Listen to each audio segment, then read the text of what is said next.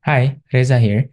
Ini adalah episode ketiga dari Fundamentals of Large Language Models, di mana kita akan membahas mengenai cara untuk fine-tuning Large Language Models supaya output dari model kita bisa lebih sesuai dengan preferensi kita.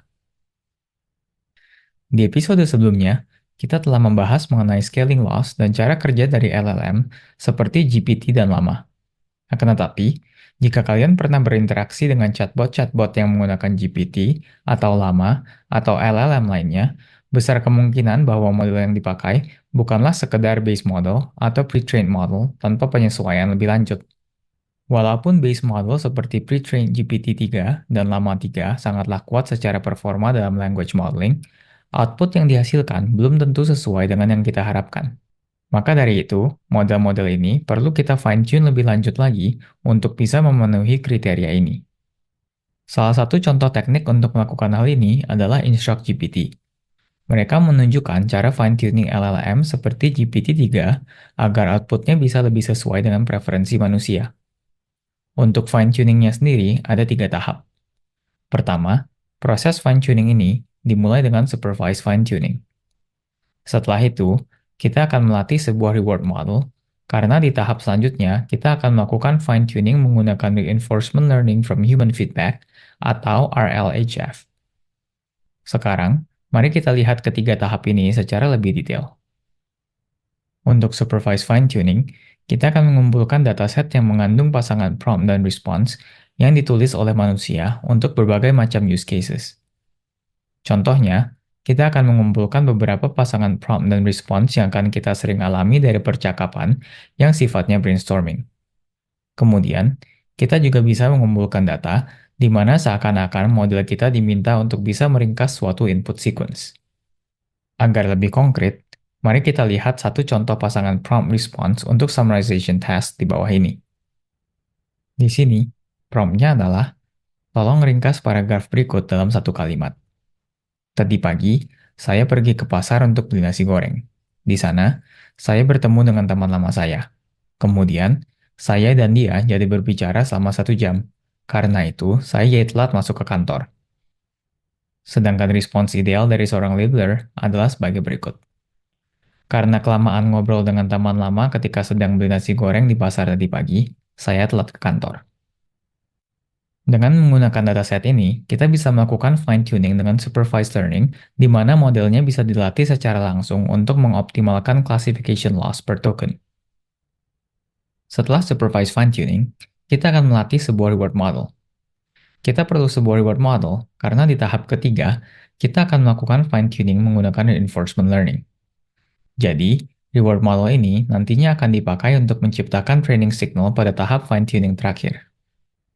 Reward model ini adalah sebuah regression model yang arsitekturnya juga biasanya berdasarkan transformer. Inputnya sendiri terdiri dari pasangan prompt dan response, dan outputnya adalah sebuah scalar. Secara konsep, reward model ini akan menilai seberapa bagus respons dari model kita untuk sebuah prompt. Seperti sebelumnya, kita juga perlu mengumpulkan sebuah dataset yang bisa kita gunakan untuk melatih reward model ini. Kali ini, kita akan meminta labeler untuk memberikan peringkat kepada beberapa respons untuk sebuah prompt. Contohnya seperti yang di bawah ini, di mana ada sebuah prompt dan beberapa versi respons untuk prompt tersebut. Dan labeler akan mengurutkan respons-respons tersebut dari yang terbaik ke yang terburuk. Cara melatih reward model ini adalah sebagai berikut. Kita akan sampel dua varian respons, YW dan YL, dari sebuah prompt X. Dan kita akan melakukan 2 kali forward pass menggunakan dua varian pasangan prompt response ini untuk menghasilkan 2 scalar values. Training objektif untuk melatih reward model ini adalah agar nilai untuk respons yang lebih diinginkan menjadi lebih tinggi dibandingkan dengan nilai untuk respons yang kurang diinginkan. Di equation ini, YW adalah respons yang lebih diinginkan daripada YL untuk sebuah prompt X. Jadi, dengan mengoptimalisasi objective function ini, model kita akan belajar untuk memberikan reward yang lebih tinggi untuk respons yang lebih baik. Jika sudah mempunyai reward model, maka kita bisa melanjutkan ke fine-tuning tahap terakhir, yaitu dengan menggunakan reinforcement learning from human feedback atau RLHF. Untuk algoritma reinforcement learning-nya, sebenarnya tidak ada pilihan algoritma reinforcement learning tertentu yang harus kita gunakan. Namun, untuk Instruct GPT, mereka menggunakan Proximal Policy Optimization atau PPO. Karena fokus kita adalah di language modeling, kita tidak akan membahas secara detail mengenai reinforcement learning di video ini. Untuk melakukan fine-tuningnya, kita hanya membutuhkan dataset yang mengandung prompts. Di sini, sebuah episode mengacu pada keseluruhan proses untuk menghasilkan respons dari sebuah prompt. Setelah menghasilkan sebuah respons, maka kita akan menggunakan reward model kita untuk menghasilkan sebuah reward. Jika sudah mempunyai reward, maka kita sudah memiliki semua komponen yang kita butuhkan untuk mengupdate model kita menggunakan reinforcement learning.